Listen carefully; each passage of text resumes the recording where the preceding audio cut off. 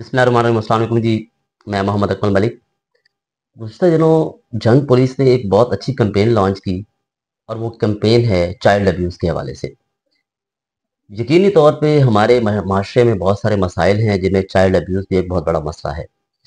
इस कैंपेन को लीड कर रही हैं सब इंस्पेक्टर फ़िज़ा रुख साहिबा और आज हमारे साथ वो मौजूद भी हैं। हम उनसे बात भी करेंगे इस हवाले से।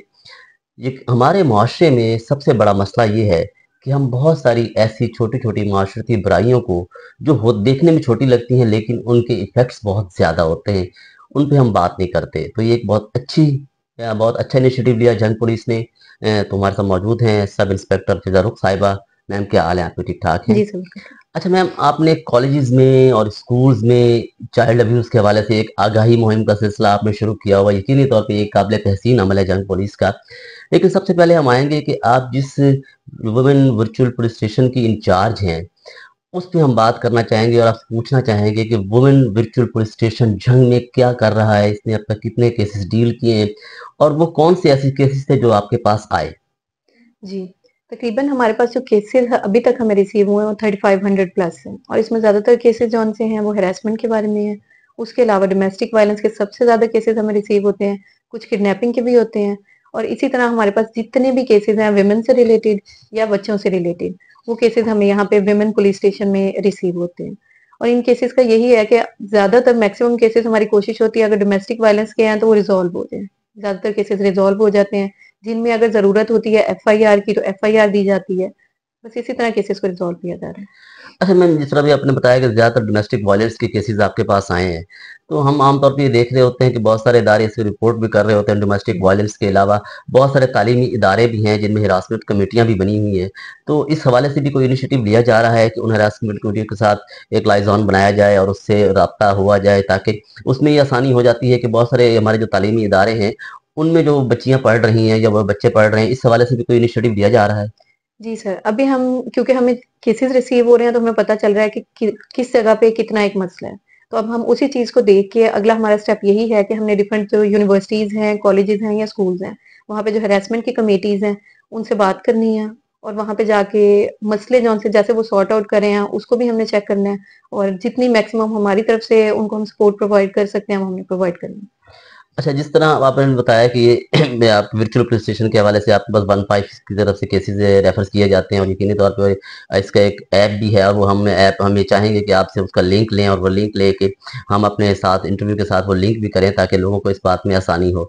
तो आप क्या समझती हैं कि बहुत सारी चीज़ें ऐसी हमारे माशरे में यकीनी तौर पर बहुत सारे मसाइल हैं और ये वो साथ-साथ माशरती मसाइल चलते भी रहते हैं।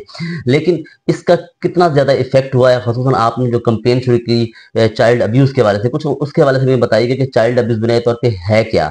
और ये सिर्फ़ क्या बच्चियों के साथ चाइल्ड अब्यूज़ के सिलसिले हैं या बच्चों के साथ भी हैं? तो ज़रा इस हवाले से भी हमें थोड़ा-सा आगाही दीजिए और आवाम को डिटेल से बताएँ कि चाइल्ड अब्यूज़ के लिए बच्चों को किन-किन चीज़ों का ख़्याल रखना है उससे बचने के लिए? जी सर। जब चाइल्ड अब्यूज़ को हमने इस तरह से एक्सप्लेन किया है बच्चों को कि कोई भी ऐसी चीज़ जिससे बच्चे को किसी भी किस्म का नुकसान पहुँच रहा है, उसको हम चाइल्ड अब्यूज़ कंसीडर करते हैं। अब चाइल्ड अब्यूज़ के आगे काफ़ी ज़्यादा टाइप्स भी हैं, जैसे फिज़िकल अब्यूज़ है, कोई उन्हें मतलब बिला वजह मार रहा है अगर, उन्हें नुकसान पहुँचा रहा है और इसकी और टाइप्स भी हैं, जैसे फिज़िकल अब्यूज़ है तो सेक्सुअल अब्यूज़ भी है। तो हमने बच्चों को बताया है कि गुड टच क्या है, बैड टच क्या है और उन्होंने इस केस में कैसे प्रोसीड करना है अगर कोई उन्हें मतलब गलत तरीके से टच कर रहा है। तो उन्हें हमने उनके प्राइवेट पार्ट्स के बारे में बताया है। उन्हें ये बताया है कि कोई भी उनकी मर्ज़ी के बगैर उनकी वीडियो नहीं बना सकता। उन्हें ये भी बताया है कि उन्होंने सोशल मीडिया पे कोई भी चीज़ अपने पेरेंट्स की परमिशन के बगैर शेयर नहीं करनी।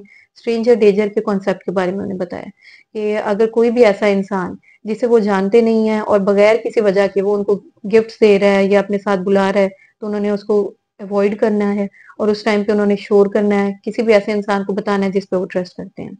उसके अलावा सर आपने बात की है विमेन सेफ्टी ऐप की। विमेन सेफ्टी ऐप का ये है कि उसमें ऑप्शन हमारे पास है लाइव चैट का भी। इन केस अगर कोई भी फीमेल अपने घर पे है, उनके घर में कोई एंटर हो जाता है और वो उस टाइम पे कॉल नहीं कर सकती हैं, किसी से बात नहीं कर सकती हैं कि इन केस वो बात करेंगी। तो अगर वो छुपी हुई हैं कहीं पे, जो इंसान उनके घर में एंटर हुआ है वो उन्हें मतलब पकड़ सकता है। तो उस केस में उन्होंने क्या करना है, उन्होंने विमेन सेफ्टी ऐप का इस्तेमाल करना है, उसमें लाइव चैट का फीचर है, उसमें एक सिंगल मैसेज लिख के वो भेजेंगी, जिससे उनका कॉन्टैक्ट हो जाएगा पुलिस से और पुलिस फिर वहाँ पे फ़ौरन पहुँच जाएगी।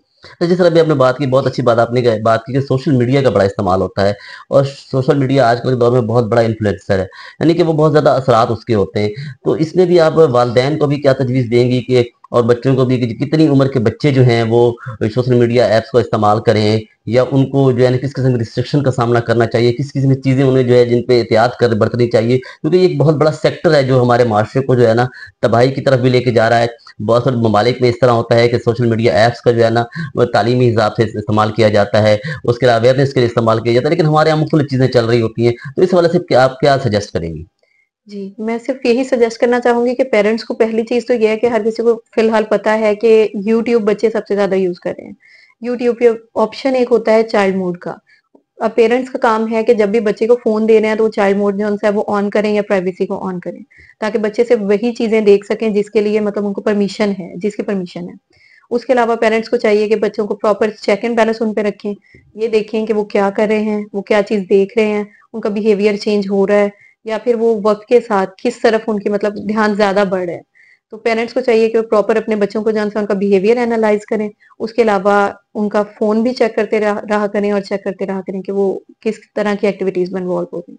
जिस तरह आपने डोमेस्टिक वायलेंस की बात की, तो हम ये देखते हैं कि आमतौर पे हमारे जंग जैसे शहर में बल्कि बड़े शहरों में भी बहुत सारी बच्चियाँ ऐसी हैं जो यानी कि होम लेबर के तौर पे काम करती हैं, जिन्हें हम डोमेस्टिक वर्कर कहते हैं।